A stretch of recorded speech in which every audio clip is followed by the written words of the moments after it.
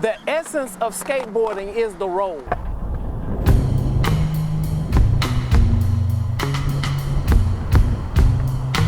If you get on a skateboard and you roll, you're skateboarding.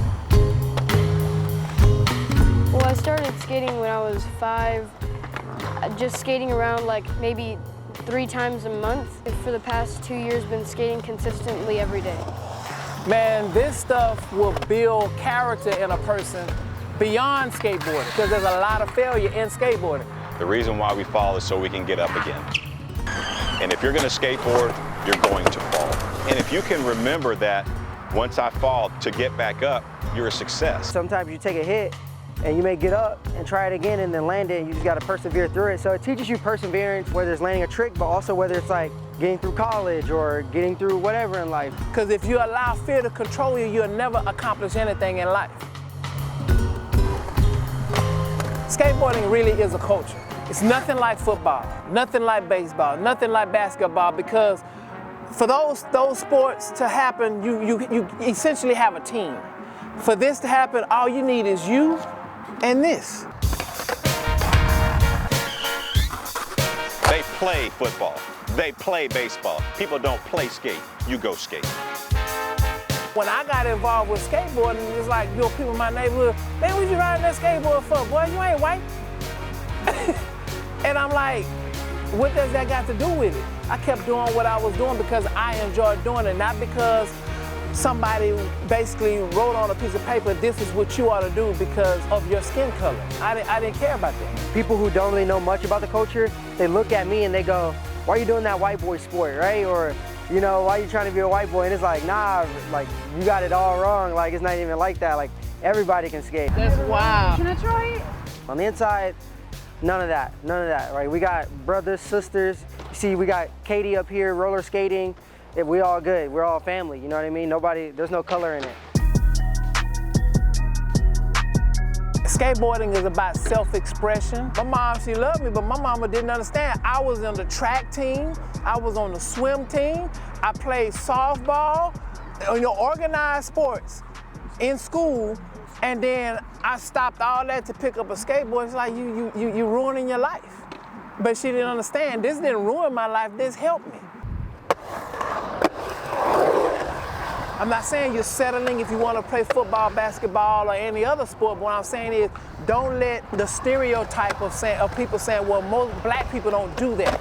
Black people do what black people want to do based on what they desire to do. When we first moved to Houston from Massachusetts, I guess I was about maybe 10, 11 years old. And my father, trying to get us comfortable, took us out shopping. And we was walking down the toy aisle. And I picked up a big old Dodge van with the roof cut out to put my Evel Knievel in. And as we were heading toward the front to pay for everything, saw a skateboard rack. Went over there and grabbed that plastic Makaha board. And that was in 76, 77. And put the van down, and the rest is history. You know, back then it probably wasn't an art form for me yet, but I was interested in this activity. And whoever was a part of that, I was interested in. My son, when he was in elementary, he had friends and they got a hold, a wind of what was going on at our house. And when they got into junior high, they found out, man, Lawrence and them got a ramp in their backyard.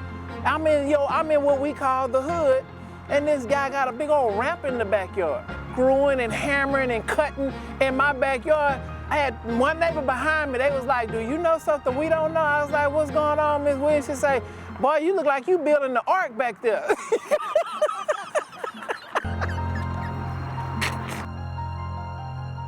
What we have now, what we didn't have when I skated, we have mothers, fathers, and kids all skating at the skate park.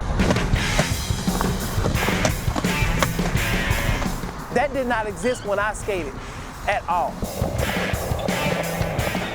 You've got kids that are in these apartments that before really didn't have a place to go. We said, what would you like to see? What can we do for you? And they all said, we want a skate park.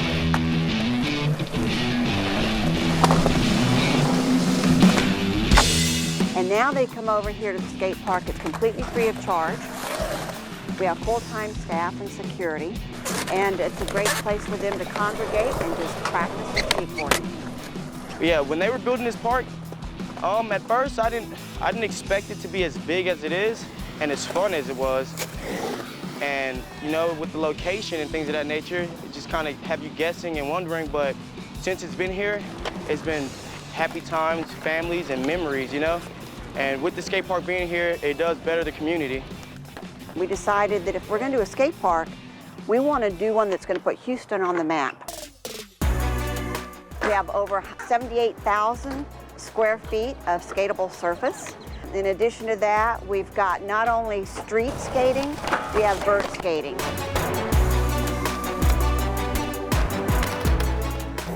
We've got the snake run, the bowls.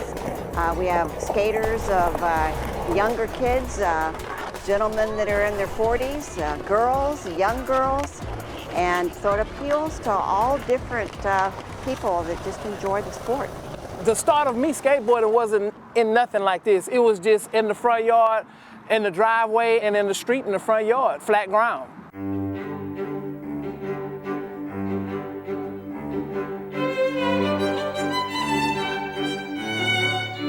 You know, over the years, a lot of cities have put in public skate parks, which has been great for the community. It's a place that has all different size stuff. They're usually cement though. So to have a vert ramp in your city, something like this that isn't cement, is very rare now.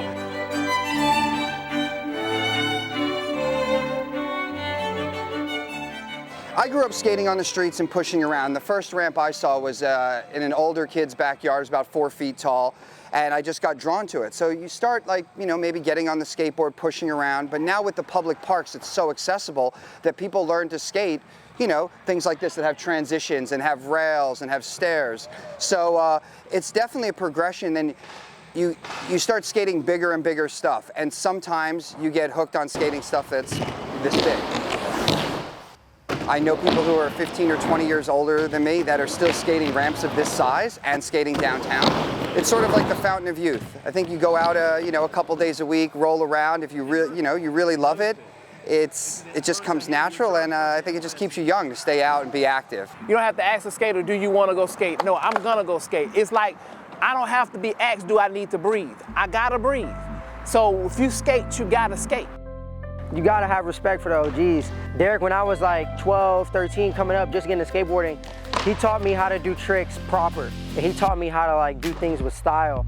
And he didn't have to, you know, he was an older guy, and he would like set aside time with me and my friends and be like, hey, like y'all are doing these tricks, and y'all are landing them, but y'all aren't doing them proper. Like this is how you do it with style, you know? And so that was a big thing with me and Derek when we were coming up. And he's always been encouraging in all the contests, always been in my corner. I spread the love and the joy, and in the skate world, we call that spread the stoke. I want to show another kid how stoked skateboarding is. The attitude or culture of skateboarding is like, you do what you want. I may do the same trick as one of my homies, but we may do it completely different ways, right? And he can't tell me that the way I did it isn't cool, and I can't tell him the way he did it isn't cool, because we've got our own style. A freelance artist don't care about the border on the canvas. If I want to take that line and flip it off the side, that's what I want to do. I'm freelance. You can't put me in a box. That's what skating is. You can't put us in a box.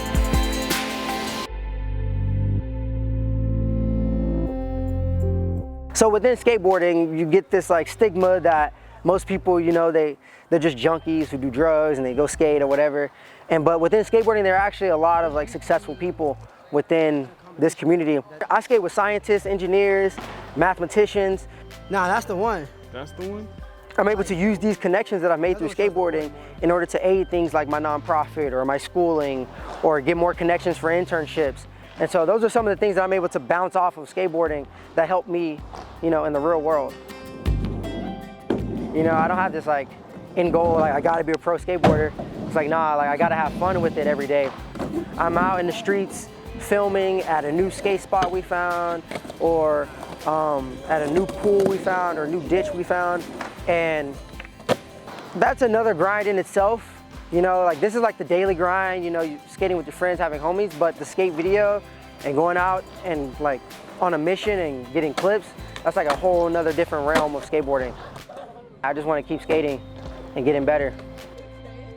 When it comes to the lifestyle of skateboarding, I don't think it's ever going to go away. I think there's going to be people like me and Derek that have ramps in our yards or bowls in our yards.